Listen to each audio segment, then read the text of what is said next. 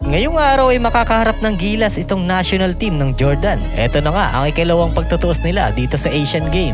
Matapos nga silang talunin at tambakan nung nakaraan, makabawi kaya ang gilas dito sa Jordan at maiuwi ang gintong medalya. At kung sila man ang manalo rito para sa gintong medalya, ay isa na namang panibagong history para sa ating bansa sa larangan ng basketball. Ngunit ang laban nga na ito ay hindi magiging madali para sa gilas. Yung lineup nga nila ay halos yun din yung lumaro sa World Cup at mas lumakas pa nga sila dahil sa isa pa nilang naturalized player. At sa ikalawa nga nilang paghaharap ay mukhang meron ng nailatag na plano itong si Coach Tim upang talunin itong national team ng Jordan. Matapos nga tayong matalo rito at tambakan ay hiniling nga ni Coach Tim na muli nga nila itong makaharap. Napakagandang pagkakataon nga nito dahil sa mismong gold medal pa sila maghaharap dito nga sa finals. Hindi nga matanggap ni Coach Tim yung talo nila dito sa Jordan at gusto nga talaga niya ditong makabawi. Ito yung maganda kay Coach Tim, no? Napaka-positibo. Hindi basta-bastang tatanggap lang ng pagkatalo. At sinabi nga nito ni Coach Tim, no, kung bibigyan nga sila ng ikalawang pagkakataon, ay kaya nga raw nilang talunin itong Jordan.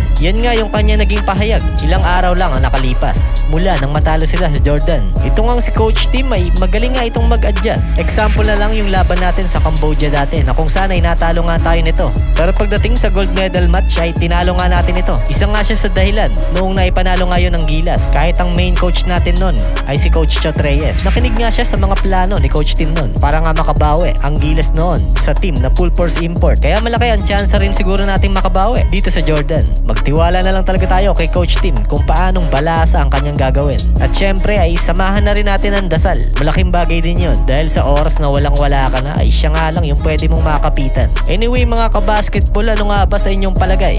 Matatalo kaya ng gilas itong Jordan at maiuwi ang gintong medalya?